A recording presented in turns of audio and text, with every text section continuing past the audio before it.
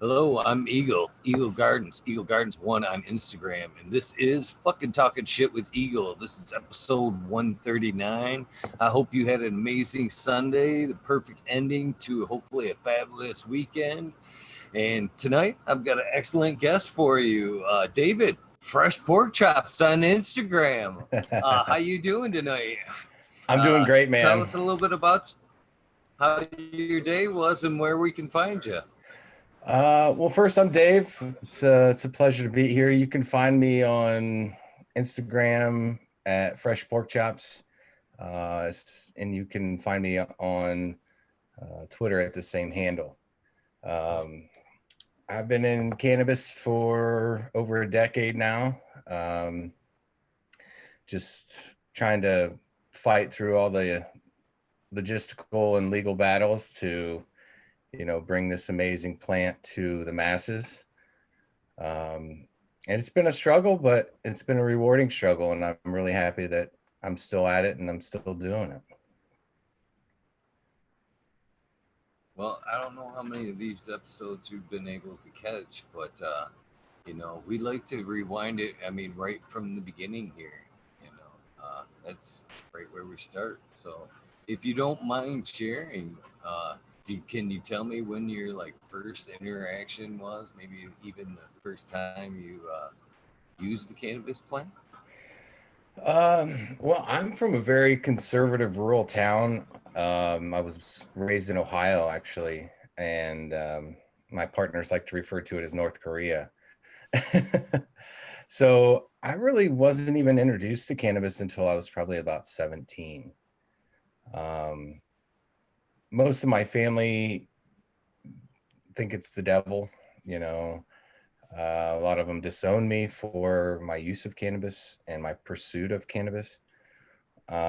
So for a large portion of my younger life, it was not really prevalent because you were very um, looked down upon if you were even associated with cannabis. Um, College, would smoke once in a while with friends, things like that, but was never really, an avid smoker, I guess I would say. In my mid 20s, had some real issues with pills and alcoholism. And after some surgeries on my shoulder, my wrist, some other injuries, just started going down a bad path. And, one day you're looking down at a line of a Vicodin or a Percocet or whatever. And it's like, what am I doing? How the hell did I get here? And I had a few friends who were into cannabis at the time, suggested I try it out. I was having a lot of night terrors, problems sleeping, plus the injuries, the pain, depression, those kinds of things. And it really started helping me. And I was just shocked. I was just completely blown away that this plant, this flower that, was told to me that it was the devil, it was the worst thing that could ever happen to you for the majority of my life, um, was suddenly helping me, and it was helping every aspect of my life. Food tasted better. I slept at night. I was happier. I was relaxed. I wasn't so high strung and stressed, and I wasn't doing the pills, and it really gave me a safe outlet um, to combat those issues that I was dealing with in life. And so from there, I really just dove into everything I could find on cannabis, from documentaries to research articles to magazines to, anything I could consume on cannabis, the plants, the oils, anything. I was diving in. Started doing a little experimenting and growing, met some more people, started growing in a basement.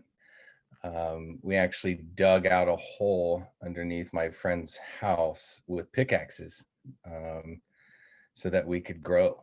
Um, because in Ohio, it's not nearly as open as it is in Michigan. So you have to be very, very covert, I guess is the way to say it, in your cannabis use. Started meeting more people, started, developing some products, experimenting, doing a lot of R&D, um, and just helping people. And, it started to be really rewarding. Um, about 5 years ago, I decided to quit my job in corporate. And I walked out of the office one day and I never went back. I left the keys on the desk and I decided I was going to figure it out and I was going to make it in cannabis one way or the other. Um, got together with a group of friends. We put together some funds and moved to Colorado back in 2015.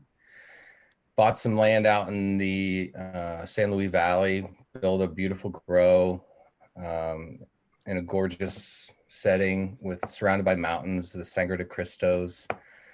Unfortunately, that didn't work out like a lot of the first partnerships you have in cannabis. People were greedy and, kind of lost sight of why we really got into it, which was to help people. And that's really been my motto the whole time, and I still carry that with me today. So from there, I moved back to Ohio with my tail between my legs, severely depressed, just, you know, didn't know what I was going to do because I had everything that I had dreamed of and worked so hard for basically just kind of ripped from my fingers. Got back into corporate a little while, hated it, hated every minute I was sitting at this cubicle again.